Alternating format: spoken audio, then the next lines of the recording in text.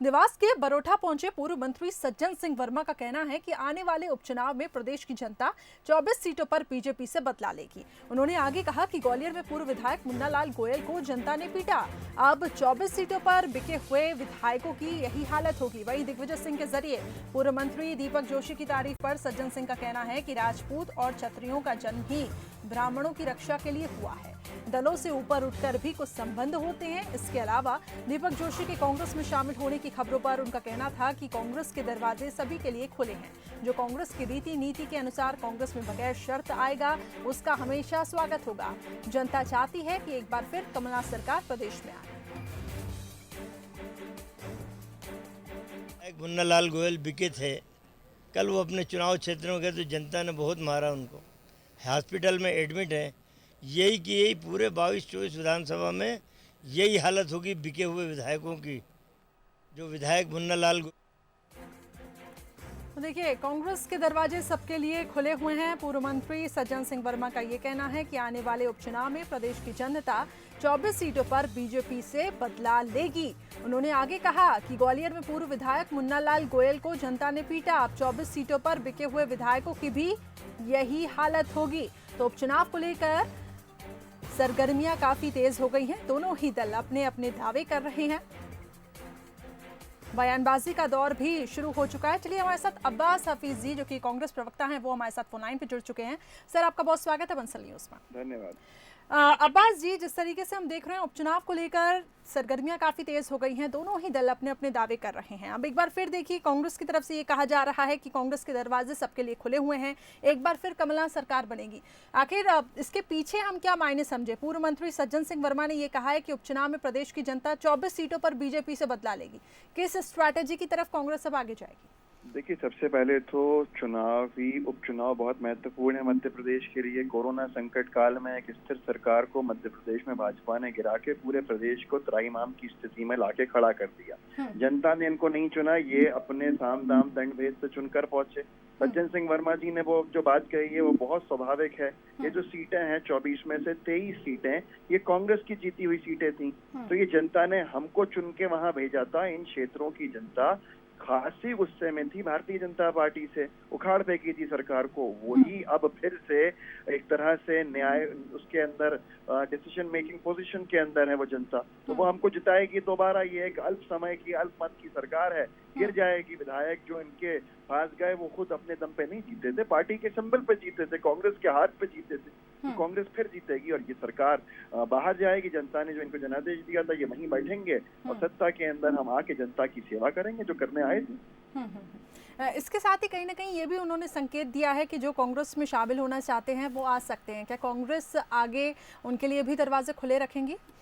देखिए, सज्जन सिंह वर्मा जी ने किस संदर्भ में किस सवाल के जवाब में ये बात कही है किसी स्पेसिफिक इंसान की, ये मुझे नहीं मालूम। लेकिन हमेशा कांग्रेस पार्टी उन लोगों का स्वागत करेगी जनता की सेवा के लिए। कांग्रेस की रीति नीति से इन्फ्लुएंस होकर प्रभावित होकर आते हैं, कांग्रेस की विचारधारा को अपनाते हैं जनता की जनहित की सेवा के लिए। तो आगे पार्टी सोचती है उन लोगों के लिए। ऐसा तो हुआ नहीं है, कभी नहीं हुआ तो होता है। ये तो राजनीति है और होता रहता है। जनता के हित के लिए जो काम होगा हम करें।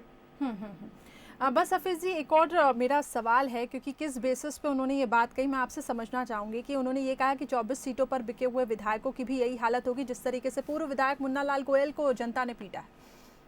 देखिए, मुन्ना लाल गोयल जी का मामला, अगर उनके साथ कोई अन्याय हुआ होता तो वो जाके एफआईआर करते। उनका एफआईआर नहीं करना, पुलिस कंप्लेन दर्ज नहीं कराना कई सवाल खड़े कर रहा है कि उन्होंने क्या गलत काम किया है। जो भी किया है जनता के सामने, उस क्षेत्र की जनता जानती है। अब वो समय आने के ऊपर सबके सामने आ जाएगा किस चीज का उनको भुगतान करना पड़ा, क्या क्रिया की प्रतिक्रिया थी, वो सारी चीजें हैं। जनता में गुस्सा है। जनता के अंदर सिर्फ गुस्सा बिकने के नाम पे नहीं है, बल्कि जनता में गुस्सा कोरोना के अंदर जिस तरह महामारी का कारण वो लोग बने हैं उसके ऊपर भी है। तो अलग अलग बातें हैं और जनता खासा गुस्सा के अंदर है। लेकिन हम नहीं चाहते, कांग्रेस पार्टी नहीं चाहती कि कहीं पर भी ऐसी हिंसक घटनाएं घटें। लेकिन अब जनता जनार्दन है, वो जो चाहे करती है, वो उसकी मर्जी है। लेकिन हमारा इससे कोई लेना देना नहीं है। चलिए अब्बास जी, आप हमारे साथ बने रहे। रजनीश अग्रवाल जी हमारे साथ बीजेपी की तरफ से जुड़ चुके हैं। रजनीश जी, बहुत स्वागत है आपका बंसल न्यूज़ में।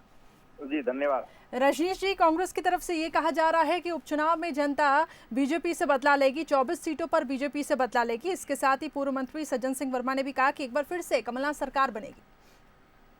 नहीं, दिन में सपने देखें, रात में देखें, खुली आंखों से देखें, बंद आंखों से देखें, जैसे देखना है वैसे देखें, जो बोलना है वो बोले, उनकी मर्जी है, उसको कोई रोक थोड़ी सकता है। तो पहले भी डींगे हाँके करते थे, जिनके बारे में आप कह रहे हैं, जो पूर्व मंत्री महोदय हैं, ये तो इतने विधायक संपर्क में हैं और कमलनाथ जी ऐसा कर देंगे और कमलनाथ जी वैसा कर देंगे। तो जब आप लोगों ने बाद में पूछा तो फिर टाइम फिक्स हो गया मामला। तो इनकी पुरानी आदत है डींगे हाँकने की, कुछ भी बोल देने की, अनर्गल आरोप लगा देने की, अपने नेताओं के साथ गाली गलौज कर देने की, कई वीडियो वायरल होते रहे। इसलिए उनको ये बातों को इतना सीरियसली लेने की जरूरत नहीं है। रजनीश जी, उनका ये कांग्रेस का ये भी कहना है कि साम दाम दंड भेद अपनाकर सरकार बनाई, लेकिन जनता तो अब इसका बदला लेकर ही रहेगी। और भी कई दावे किए। इसके साथ ही उन्होंने ये कहा कि जो भी कांग्रेस में अब आगे आना चाहेगा उनके लिए दरवाजे खुले हुए हैं। हाँ, तो बिल्कुल खोल के रखें दरवाजे, जो आना चाहेगा तो ले लेंगे, जो भी आना चाहे तो ले लें। पर एक बात जरूर मैं आपके चैनल के माध्यम से सलाह दूंगा कांग्रेस में कि इनके नेता, पदाधिकारी, प्रवक्ता, विधायक तय कर लें कि किस मुद्दे पर बोलना क्या है। जिस मुद्दे पर अभी ये महोदय, पूर्व मंत्री महोदय बोले हैं, उसी मुद्दे पर इनके मीडिया का मैनेजमेंट देख रहे उन्हीं इलाकों में के मिश्रा जी कुछ और बोले हैं, वो भी लिखित तौर पर। तो पहले तय तो कर लें कि हमें पार्टी की तरफ से बोलना क्या है, बात क्या करना। चलिए अब्बास जी, छोटा सा रिएक्शन, हाँ संक्षिप्त में सर चाहूंगी, छोटा सा रिएक्शन। देखिए, मैंने फिर आपसे कहा था इस वक्त कि कोई भी हिंसक घटनाओं को नहीं बढ़ावा देता। दूसरी बात यह है कि भारतीय जनता पार्टी अगर हमें ख्वाब दिखाने की बात कर रही है तो जो उसने ख्वाबों का महल बनाया है वो गिरेगा, क्योंकि हमारी जीती हुई सीटों के ऊपर चुनाव है। जिस क्षेत्र से जनता हमारे साथ जुड़ी हुई है तो बहुत स्वाभाविक है। और अब ये भी आ गई है बात सामने, जो ऑडियो लीक हुआ तो कितनी बड़ी बात सामने आई है जनता के कि इन्होंने किस तरह से एक बनी बनाई सरकार को इनके केंद्रीय नेतृत्व के इशारे पे गिराया। तो ये सब जनता ने देखा है, हमें कोई चिंता नहीं है। जनता के लिए मरने खपने वाली पार्टी है हमारी। हम जनता के लिए हर संभव प्रयास करेंगे, जनहित की हर कोशिश करेंगे, जनहितैषी मुद्दों को उठाएंगे। जनता हमें दोबारा वहां बिठाएगी जहां से जनता ने हमें नहीं हटाया। चलिए, दोनों ही दल अपनी अपनी तरफ से यहाँ पे दावे कर रहे हैं, लेकिन अब देखने वाली बात होगी कि जनता किसे यहाँ पे चुनती है। बहुत बहुत शुक्रिया आप दोनों का हमारे साथ जुड़ने के लिए।